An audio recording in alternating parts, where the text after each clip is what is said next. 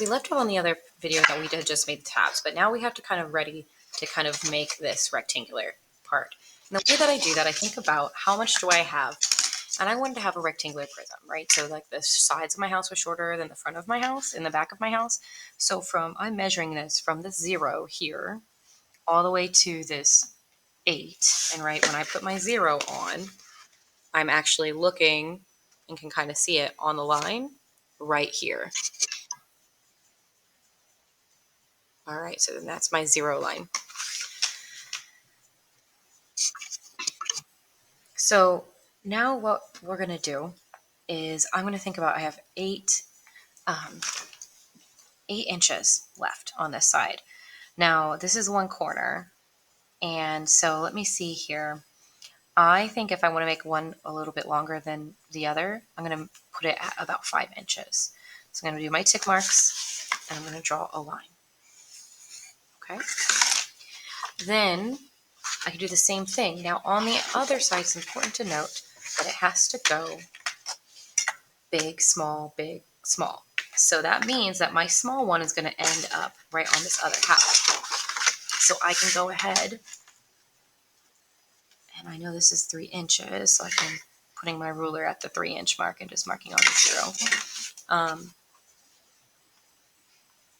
I'm going to draw that last line.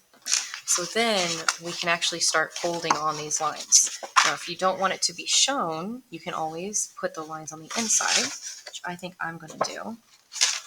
So I'm trying to make sure that I'm putting that fold on those lines, measuring up on these 2 sides, right, that they're nice and flat, and really just sticking my fingernail or my finger and really pressing down. I can even use a ruler too, not pressing super hard on that ruler, you don't want to break it.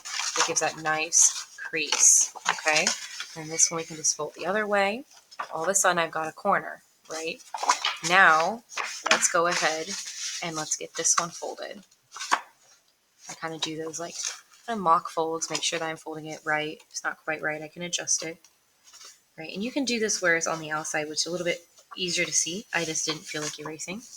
So I think I've got it pretty well down. I am measuring it with the top and bottom, make sure that's nice and even. And just really getting that a nice crease there. Now we've got our pieces, but what we have to do now is basically create those tabs, okay? So I went ahead and I did 2 tabs just in case. You might be able to get away with 1, but I did 2 tabs just in case.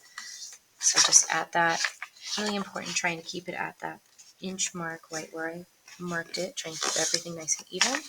If you're not keeping it nice and even, you're going to notice that it's not going to be like quite that like full rectangular prism shape. It might kind of be a little bit off or something a little bit more organic than that traditional shape. Now, if you want to make like a circle home, you can go for that. This is just how you make a rectangular home.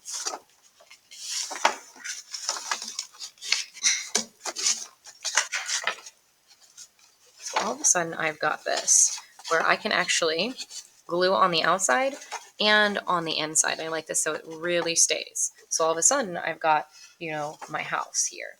And now I'm doing a pretty tall house. Like you could make yours shorter if you wanted. It doesn't have to be this tall. So I'm going to have kind of like a tall house here. And I might find that I might edit my drawing where there's more windows up here, different things like that. So this is where we're at right now.